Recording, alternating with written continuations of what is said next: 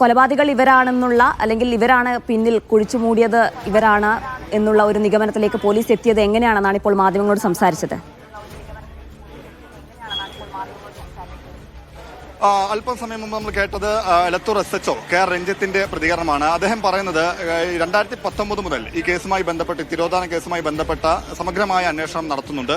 ഇതിനു മുമ്പ് ഈ സ്റ്റേഷനിലുണ്ടായിരുന്ന SHOമാർ ഇതുമായി ബന്ധപ്പെട്ട സ്റ്റേഷൻ ഓഫീസർമാർ ഇതുമായി ബന്ധപ്പെട്ട വിശദമായ മൊഴികൾ പലരുടേതായി രേഖപ്പെടുത്തിയിരുന്നു. ഇപ്പോൾ പിടിയിലായവരുടെ മൊഴിയും നേരത്തെ രേഖപ്പെടുത്തിയിട്ടുണ്ട്. അപ്പോൾ ഇവരുടെ മൊഴിയിലുണ്ടായ വൈരുദ്ധ്യം പല ഘട്ടത്തിലായി ഇവരുടെ മൊഴി രേഖപ്പെടുത്തിയപ്പോൾ ആ മൊഴിയിലുണ്ടായ വൈരുദ്ധ്യമാണ് ഈ പ്രതികളിലേക്ക് എത്താൻ സഹായിച്ചത് എന്നാണ് എലത്തൂർ SHO KR രഞ്ജിത്ത് പറയുന്നത്. ഒപ്പം തന്നെ ഈ കേസ് ഡയറി പരിശോധിച്ച്, അതായത് പലപ്പോഴായി ഈ മൊഴി രേഖപ്പെടുത്തിയതടക്കമുള്ള ഈ കേസ് ഡയറി പരിശോധിച്ച് ഇപ്പോഴത്തെ കമ്മീഷണർ ഇവിടുത്തെ എലത്തൂർ SHOയോട് പറഞ്ഞിരുന്നു ഇതിന് കൊലപാതകമാകാൻ അല്ലെങ്കിൽ ആ നിലയ്ക്കുള്ള സാധ്യതകൾ ഈ കേസുമായി ബന്ധപ്പെട്ടിട്ടുണ്ട് എന്ന സാധ്യത കൂടി കമ്മീഷണർ പറഞ്ഞിരുന്നു. ഇതിന്റെ എല്ലാം തന്നെ അടിസ്ഥാനത്തിലാണ് വിശദമായൊരു അന്വേഷണം നടത്തുകയും നേരത്തെ മൊഴി നൽകിയ ഈ രണ്ടുപേരുടെയും വൈരുദ്ധ്യം കണക്കിലെടുത്ത് അവരെ വീണ്ടും വിശദമായി മൊഴി രേഖപ്പെടുത്താൻ വിളിപ്പിച്ചത്. അതായത് ഇതിൽ ഒന്നാം പ്രതിയായിട്ടുള്ള ആളെ ബാംഗ്ലൂരിൽ നിന്നാണ് പിടികൂടിയത്. ഇയാൾ ബാംഗ്ലൂരിൽ ജോലി ചെയ്യുകയായിരുന്നു. അവിടെ നിന്നാണ് പിടികൂടിയത് എന്നാണ് എലത്തൂർ SHO പറയുന്നത്. നിഖിൽ എന്നയാളെയാണ് ബാംഗ്ലൂരിൽ ചെന്ന് കസ്റ്റഡിയിലെടുത്ത് കൊണ്ടുവന്നത്. ഇയാളുമായി ബന്ധപ്പെട്ട്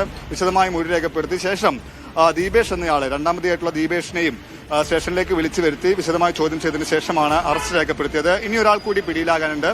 പൂവാട്ടുപറമ്പ് സ്വദേശിയുള്ള രഞ്ജിത്ത് എന്നയാളാണ് കേസുമായി ബന്ധപ്പെട്ട് ഷബീർ മൂന്നാമത്തെ ആൾക്കായുള്ള തിരച്ചിൽ തുടരുകയാണ് എന്നാണ് പോലീസ് വ്യക്തമാക്കിയത്. ഷബീർ ഒമറാണ് വിശദാംശങ്ങൾ നൽകിയത് കോഴിക്കോട് നിന്നും.